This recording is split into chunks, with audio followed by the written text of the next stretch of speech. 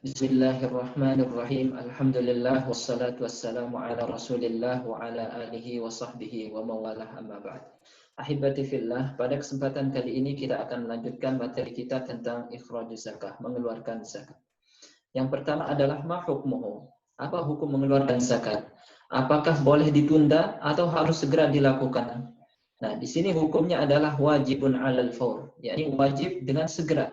Maka ketika seorang sudah di awal tahun sudah mencapai nisab, kemudian mencapai satu haul, yakni 1 tahun, maka hendaknya dia segera untuk menunaikan zakatnya. Jangan ia tunda-tunda. Kemudian siapa yang mengeluarkan? Apakah hanya pemiliknya saja atau boleh orang lain? Maka di sini al-mukhrij, orang yang mengeluarkan zakat, itu ada al-malik, pemilik harta tersebut. Bisa dia secara langsung mengeluarkan zakatnya. Kemudian bisa juga al-wakil, yakni orang yang diwakilkan. Misalnya antum tidak sempat atau tidak bisa langsung mengeluarkan zakatnya, maka silahkan antum wakilkan orang lain untuk membayarkan zakatnya. Kemudian yang ketiga adalah al-wali, yakni wali dari anak kecil atau majnun atau orang yang gila.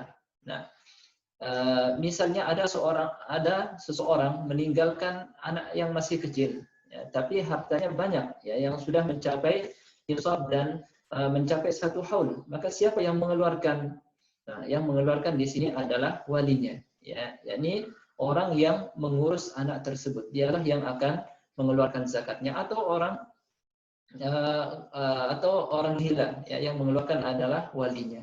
Nah, dari sini kita mengetahui bahwa zakat tidak mempersyaratkan seseorang tersebut mencapai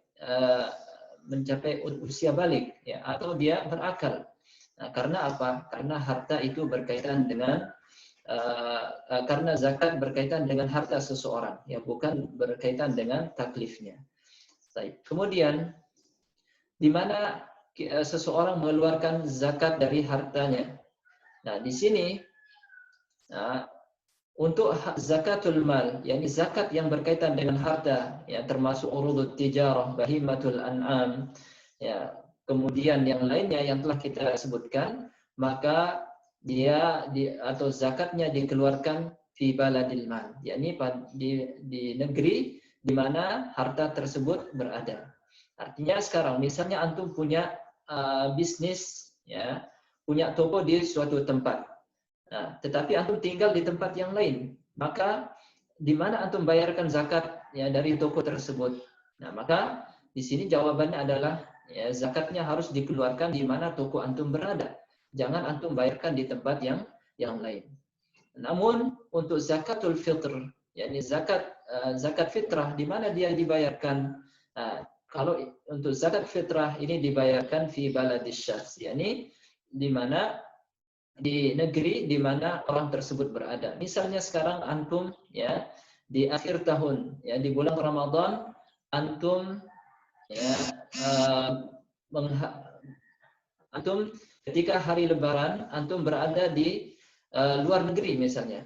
Apakah antum mengeluarkan zakat di asal antum, yakni di Indonesia misalnya, atau di luar negeri? Jawabannya adalah di luar negeri, di mana antum berada pada saat hari raya tersebut. Baik. Kemudian kapan waktu mengeluarkan zakat?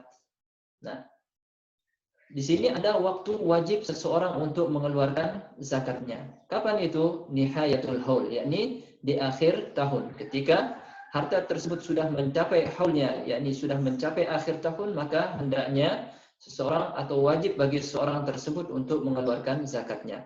Namun ada juga waktu di mana seorang boleh dia mengeluarkan zakatnya. Kapan itu?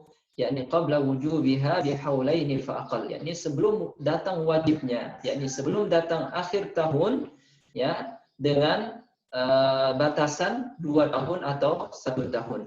Jadi tidak boleh lebih dari 2 tahun. Artinya apa? Kalau seandainya antum memiliki harta yang sudah mencapai nisab, namun antum ingin membayarkan zakatnya untuk 1 tahun ke depan, boleh tidak? Boleh. Atau antum memiliki harta, tapi antum ingin membayarkan zakatnya untuk 2 tahun ke depan, boleh atau tidak? Boleh. Namun boleh nggak lebih dari itu? Jawabannya adalah tidak boleh. Baik, hada wa sallallahu ala nabiyina Muhammad wa akhiru da'wana anil hamdulillahi rabbil alamin.